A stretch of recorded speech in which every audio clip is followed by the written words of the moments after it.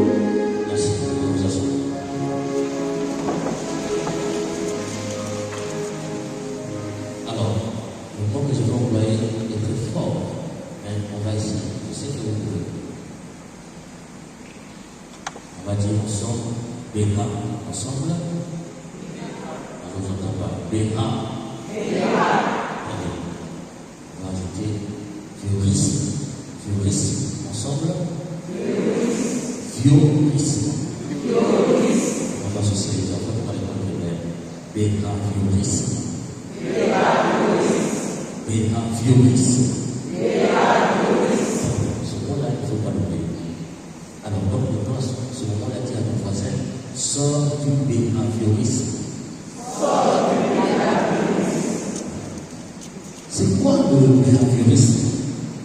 C'est un courant en psychologie qui vise à recueillir des informations.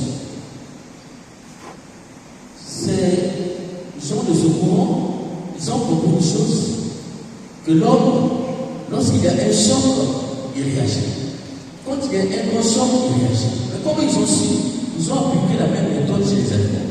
Ils se sont rendus compte qu'un animal, lorsqu'il y a tel grand événement, c'est-à-dire un grand choc qui le bouscule, l'animal réagit. Ils ont amené ça chez les humains, ils se sont rendus compte que l'homme aussi, quand il y a un grand choc, il réagit. Comment faire pour réagir? C'est-à-dire que lorsqu'il y a un stimulus, le stimulus c'est quelque chose qui vient de l'extérieur avec force. Lorsque l'homme est stimulé, il y a toujours une réaction. Donc la méthode du behaviorisme, c'est stimulus-réaction. Et parmi nous, il y a des gens qui sont dans le stimulus-réaction. De l'autre, il y a stimulus, forcément il y a. En fait, pourquoi il y a réaction? On se rend compte que l'enfant dans le ventre de sa mère jusqu'à 2 ans, quand l'enfant naît, il vit le ventre de la mère, de sa mère jusqu'à 2 ans, l'enfant, en fait, c'est un terrain vierge. Et cette étape, l'enfant ne fait que enregistrer les mots. On vous insulte, il enregistre. On vous dit de bonnes choses aussi, il enregistre. Et de 0 à 4 ans, l'enfant commence à faire quoi? Eh bien, l'enfant commence à mettre chaque mot sur chaque événement. Il sait qu'on insulte quand on fait comme ceci. Il sait qu'on dit merci quand on reçoit ceci ou on fait comme cela. Donc l'enfant commence à mettre chaque mot sur chaque événement. Et on vous dit encore que de 4 ans jusqu'à 6 ans, l'enfant devient un terrain vierge. Parce que là maintenant, il veut apprendre la culture ambiante des autres. C'est cette étape de l'enfant en école pour apprendre. Et à partir de 7 ans, l'enfant maintenant, il est emmagasiné, il commence à agir. Et quand l'enfant commence à agir, ça veut dire qu'il a déjà appris, il devient le résultat de ce que les parents lui ont enseigné et de ce que la société aussi l'a enseigné. Et si, dans sa famille, il a reçu beaucoup de mots très impolis, c'est-à-dire que le mot qu'on dit en français malpoli, l'enfant maintenant à partir de cet âge, il remarque que c'était un enfant qui vivait de l'autorité. Alors, chers frères et sœurs, pourquoi je fais ce petit résumé? Quel est le sens de ce petit résumé? Et quel est le lien avec l'évangile ou les textes de Jésus? Dans l'évangile, on a vu une femme qui vient voir Jésus, sa fille est malade. Prends pitié de moi, fils de David, je suis une païenne. Et que fait Jésus? Jésus ne répond pas. Et quand on dit à Jésus, mais il faut la renvoyer, que fait Jésus? Il dit, on ne donne pas le pain à qui? Aux chiens. Mais les enfants donnent ça aux chiens. Pour comprendre le sens du chien ici, je vous raconte cette petite histoire. Un jour, les animaux avaient décidé de faire du chien le roi. Et le chacal était loin d'abord. Le chacal disait, tout le monde peut devenir roi sauf le chien. C'est quelqu'un qui est conscient, il n'a pas de cerveau, il ne réfléchit pas. Il dit non, le chien a changé. Le chien, moi j'ai changé. Il dit non, il est plus animal que nous tous. Il dit non, le chien a changé. Et on a fait le chien le roi. Et le jour de sa fête, le chacal en a fait dans le cœur. Je veux demander à tout le monde, ce monsieur-là ne peut pas être roi. Et pendant qu'on mangeait, le chacal prend un os rempli de la chair, il jette, comme le roi mangeait à table, avec tout le confort comme roi. Et donc il a vu un os passer, il a bondu sur l'os, et tout le monde était déçu du courage. Vous voyez quel type de roi on veut mettre? Là, il ne mérite pas d'être roi, c'est vraiment un inconscient. Et le chien était devenu ses fonctions. Cela veut dire quoi? Quand on te traite de chien, c'est quelqu'un qui n'a pas de conscience. Tu es plus animal que les autres. C'est quelqu'un qui n'a pas de cerveau. Le chien ne réfléchit pas. C'est l'instinct grégaire, le chien. Et Jésus dit à cette femme, on ne donne pas le pain des enfants aux chiens. On pourrait dire que Jésus employait un mot très fort, que tu es inconsciente. C'est vrai que chez les juifs, quand on parle du chien, on dit ceux qui ne croient pas, ceux qui ne sont pas juifs, les païens, on les considère comme les chiens. Mais quand on voit la similitude avec l'animal chien, ça veut dire que c'est des gens qui ne réfléchissent pas. Mais quelle est la réaction de cette femme? Elle dit que les petits chiens peuvent manger les miens qui dorment dans la table des enfants. Et Jésus dit quoi? Tu as une grandeur foi. Mes chers frères et sœurs, c'est ça le bien pour Jésus. Il y a eu un stimulus, mais la femme n'a pas réagi négativement. Mais la femme a réagi positivement. Or, nous, aujourd'hui, quand il y a un stimulus, on réagit négativement. Aujourd'hui, nous sommes des chrétiens très, très impolis. Parce qu'on a insulté chien, pour moi, ça ne donne pas de congélateur. Ben, c'est ça. Je dois réagir, je dois te faire sentir que j'existe. Et je fais preuve d'impolitesse. Or, l'impolitesse brise la relation. Elle a fait la prière, ça dit qu'elle est rentrée en relation avec Dieu. Mais si elle faisait preuve d'impolitesse parce que Dieu avait utilisé le mot chien, elle allait briser la relation. Et en brisant la relation, sa fille n'allait pas être guérie. Ici, on nous invite à quoi, chers frères et sœurs? On nous invite à voir en nous la foi, mais une foi polie. Une foi qui nous invite à la politesse et non à l'impolitesse. Alors, dis d'abord à ton voisin, il sort de l'impolitesse. Aujourd'hui, on voit dans le couple maman qui ne respecte pas papa, papa qui ne respecte pas maman, et les enfants grandissent dans un milieu imbibé d'impolitesse. Aujourd'hui, insulter, c'est devenu la chose la mieux partagée. Il y a des insultes, on entend ça et là. Quand on te dit chien, ça c'est. Aujourd'hui, les gens ne sont pas champions quand on les insulte chien. Modia, ça ne dit plus rien à personne aujourd'hui. On voit même les pasteurs qui insultent Modia. C'est comme si insulter, c'est une bonne chose. Et papa insulte maman, maman insulte papa.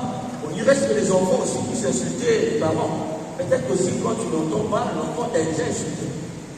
Nous formons des familles des impolis. Parce que papa est poli, ne respecte pas maman. Quand on grandissait, chers frères et sœurs, les parents nous enseignaient la politesse. Pourquoi? Parce que les parents veulent voir les enfants grandir dans la politesse. Maintenant, aujourd'hui, les parents enseignent aux enfants l'impolitesse. Parce que enseigner, veut dire quoi, chers frères et sœurs? C'est éduquer. Et éduquer tout tient veut dire quoi? Conduire. Où est-ce que tu conduis tes enfants? Une fille imite toujours son père. Parce qu'une fille veut avoir un mari comme son père. garçon veut avoir une femme comme sa mère. Pour toi, papa, est-ce que tu es le modèle de ta fille? Puisque tu ne respectes pas ta mère, quel exemple tu donnes à ta fille? Toi, maman, est-ce que tu es le modèle de ton enfant? Quel exemple tu donnes à ton enfant puisque tu ne respectes pas son père? Nos enfants grandissent, sont modèles aujourd'hui et ils vont prendre les modèles de la société. Parce que dans la famille, il y a plus de modèles. Il y a l'effet billard aujourd'hui, c'est quoi? Papa vient du boulot, le patron l'a blâmé là-bas, il fait sortir ça à maman. Et maman fait sortir ça aux enfants. Et les enfants veulent grandir dans un milieu sain. Et qu'est-ce qu'ils font? Ils vont ailleurs, chez les amis. Et on s'étonne qu'aujourd'hui les enfants sont dans la drogue. On s'étonne qu'aujourd'hui les enfants deviennent enceintes très tôt. Parce que dans la famille, l'espace ne permet pas aux enfants de grandir dans un milieu sain. Puisque papa et maman d'ores et déjà sont en discussion palabre. Comment les enfants peuvent rester là et grandir dans un milieu sain? Ils vont chercher un lieu sain ailleurs. Or, aujourd'hui, il y a des gens qui accueillent nos enfants dans les sociétés, mais qui sont des gens qui n'ont pas de conscience et qui font subir à des enfants des choses terribles. Et les enfants ne peuvent même pas se plaindre chez leurs parents parce qu'ils ne sont pas là, ils sont absents. Combien des enfants vous disent que moi on m'avait violé quand j'étais enfant? Des filles. Mais la fille n'est même pas courageuse de dire à ses parents, parce que ce sont des parents démissionnaires, absents. Parce qu'ils ont grandi dans le milieu de politesse et ils se disent que si je dis à papa, est-ce que papa va me comprendre? Si je dis à maman, est-ce que maman va me comprendre? Est-ce que les parents aujourd'hui, vous êtes des modèles de vos enfants? Dis à ton voisin, sois le modèle de tes enfants. Pour être modèle des enfants, il faut être quand-même poli. Dans l'Antiquité, quand un homme se fâchait, comment ça s'est passé? Les gens qui ont dit de haute classe. Quand un homme se fâche, devant les gens, il ne peut pas crier sur sa femme. Il passe derrière sa femme, les caresse de dos et lui dit très fort, je t'aime. Et la femme comprend que mon mari est très très fâché. Ce que je viens de faire, je me le referai. Mais aujourd'hui, quand ta femme a fauté devant les gens, est-ce que tu as cette patience d'attendre que les gens puissent partir pour faire des remarques à ta femme? Est-ce que toi, madame, tu es capable d'attendre que les gens partent pour faire des remarques à ton mari? Non, non. Devant les gens, tu fais sentir à l'autre ton caractère mal poli. Dis encore à ton voisin, sort de l'impolitesse. Parce que l'impolitesse tue la relation. Quand tu es impoli, tu vas briser beaucoup de relations. Parce que personne ne peut être avec un ami qui est impoli. Personne ne peut être avec un ami qui est impoli. Si tu es impoli, tu vas vivre seul. Tu mourras seul. À ton voisin, les impolis décèdent seuls. Et quand tu vas décéder seul, tu donnes un regard. Là, c'est le toi, non? Les gens disent quoi? C'est bien fait pour toi. Quand tu es impoli, les gens diront c'est bien fait pour toi. Parce que tu ne respectes pas les gens. Quand tu respectes les gens, quand tu es poli, tu attires la grâce de Dieu. Et là où il y a l'impolitesse, l'Esprit Saint n'est pas là. C'est pourquoi dans nos familles, il y a beaucoup de contradictions. Parce que lorsque nous manifestons l'impolitesse, la première personne de la Trinité qui fouille, c'est l'Esprit Saint. L'Esprit Saint ne réside pas là où il y a l'impolitesse. Puis à ton voisin, où il y a l'impolitesse, l'Esprit Saint fouille. On peut venir bénir votre maison. Et quand on bénit les maisons, à la prière, vous allez entendre qu'on dit que l'Esprit Saint fasse de cette maison sa demeure. Votre maison devient la demeure de l'Esprit. Et vous allez le chasser quand vous allez commencer à vous mettre dans les discussions inutiles. Les discussions inutiles, ils ont terminé. Parce que le sel n'est pas arrivé, tu ne peux pas dire à ta femme, ah chérie, ajoute un peu de sel. Non, non. Toi, toujours ta nourriture n'a pas de sel. D'ailleurs, je ne mange plus. Un monsieur comme ça, lui, lundi, mardi, mercredi, jeudi, il est en bon terme avec sa femme. Vendredi, il va tout faire pour être en palabre avec sa femme et il prend son sac, il est parti pour revenir lundi. Quand tu vis comme cela, tu t'attires les foules du ciel. Et il a fini, un jour, il est venu, et là où il partait, et là où il était parti, en route, un accident. Il a frôlé la mort. Aujourd'hui, il s'est converti. Donc, dis à ton voisin, quand tu es dans les discussions, tu t'attires le foudre du ciel. Oui, tu t'attires le foudre du ciel, ça veut dire que tu n'as pas la foi. Qui n'est pas poli n'a pas la foi. Tu ne peux pas dire que tu as la foi si tu es poli, parce que la foi, ce n'est pas seulement au niveau de Dieu, la foi aussi c'est au niveau relationnel. Tu crois en Dieu que dans la mesure où tu crois en autres, dans les autres, tu crois dans la vie des autres et la capacité au sein de devenir bon. Mais tu ne peux pas dire que tu as la foi en Dieu et tu doutes que ton mari peut devenir quelqu'un de bien. Tu doutes que ta femme peut devenir quelqu'un de bien. Et à chaque fois, tu es toujours frustré. Non! Si tu as la foi en Dieu, il faut croire que ta femme peut devenir quelqu'un de bien. Il faut croire que ton mari peut devenir quelqu'un de bien. Mais ne doute pas de ta femme. Ne dis pas que c'est déjà terminé alors que tu as la foi en Dieu. Non! Jésus te dira ta foi est encore petite. Et voilà cette femme. Puisqu'elle a été polie envers Jésus, sa fille a été guérie. Et toi, est-ce que tu es poli? Quand tu arrives au travail, est-ce que parce qu'on t'a injurié, forcément tu dois répondre? Parce que, chers frères et sœurs, quand quelqu'un t'injurie, le mal est en toi. Le problème se trouve chez toi. Et tu as le choix. Tu peux décider de répondre ou de ne pas répondre. Mais si tu réponds, ça veut dire que le mal est chez toi aussi. Quand il y a des gens, ils ont leurs problèmes.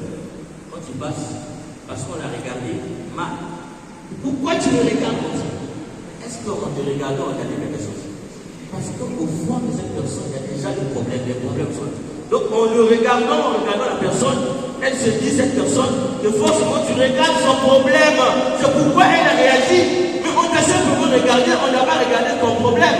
Il y a des gens comme ça. Parce qu'on t'a regardé, tu penses qu'on regarde ton problème. Non! Le mal est en toi, il faut tout faire pour éradiquer ce mal en toi.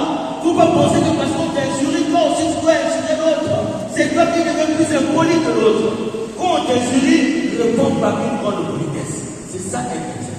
Un chrétien, c'est la politesse. Un chrétien, c'est la plus grande politesse. Parce que nous sommes les enfants de Dieu. Et la première lecture nous invite à être tous dans la maison de Dieu. La maison de Dieu, c'est la maison du peuple. Et le peuple, c'est la relation. Un enfant de Dieu ne peut pas briser la relation par la politesse. Malheureusement, on cherche beaucoup de grâce. Mais Dieu ne donne pas ces grâces-là. Parce que nous avons brisé la relation avec Dieu. Je le dis, mais je ne respecte pas le monde. Je prie Dieu que je suis impoli vis-à-vis de Dieu. Comment je peux recevoir la grâce? Comment Dieu peut me bénir? Dis à ton voisin, Dieu ne te bénira pas si tu es impoli. Nous ne sommes pas des gens de stimulus et action. Stimulus, méditation et action. Tu as créé quelque chose, tu me dis, est-ce que je dois réagir?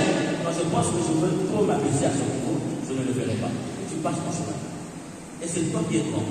Malheureusement, la société d'aujourd'hui nous enseigne pas cette grandeur. On dit, toi, tu es heureux. Tu n'as pas réagi. Donc, tu es lâche. Non, ce n'est pas ça, être lâche. Au contraire, quand tu réagis, tu es lâche. Parce que tu tombes plus bas que l'autre. Et, pour finir, chers frères et sœurs, je vous raconte cette histoire. Un jour comme ça, on a pris quelqu'un, on l'a mené de la forêt, très inconnu. Et tout ne marchait pas dans sa vie. Et il voulait que, quand même, les choses changent. Et ce pas qu'il a dit, on va aller dans la forêt, on va aller prier là. Ça arrivé dans la forêt. Le peuple lui a dit, on ne va pas prier, tu demandes de faire pour poser des armes. Le premier acte, tu vas commencer à crier très fort. Très fort. Dis, tu es mauvais. Tu cries très fort, tu es mauvais. Et il a crié, tu es mauvais. Et la forêt a répondu, tu es mauvais. Et quoi a répondu, tu es mauvais. Il dit encore, tu es laid. Il dit, tu es laid. Et la forêt répond encore, tu es laid. Il dit encore, tu es méchant. La forêt répond, tu es méchant. Donc, toutes sortes de insanités, la forêt lui répondait la même chose. Il dit, bon, maintenant tu vas dire, il dit, tu es bon. Il dit, tu es bon. Il dit, tu es bien. Tu es bien. Il dit, tu es bon. Tu es bon. Donc, chaque fois qu'il répond, il dit, la forêt lui répond la même chose. Si tu veux avoir les grâces de Dieu, commence toujours par positiver tout dans la vie.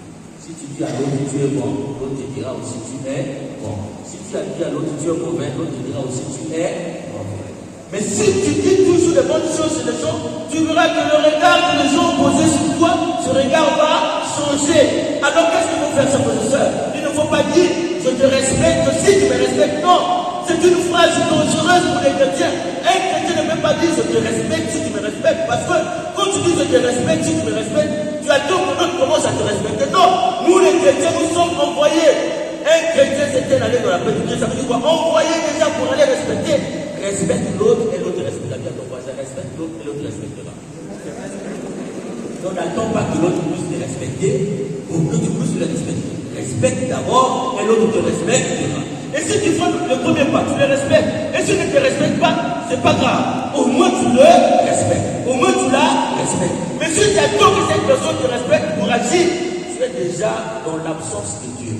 C'est pourquoi nous allons prier, chers frères et sœurs, pour que nous ne soyons pas des chrétiens du behaviorisme, que nous sortons de ce courant de stimulus-réaction, de l'effet billard, que nous rentrons dans le stimulus, méditation et action, pour que nous puissions attirer les grâces du ciel.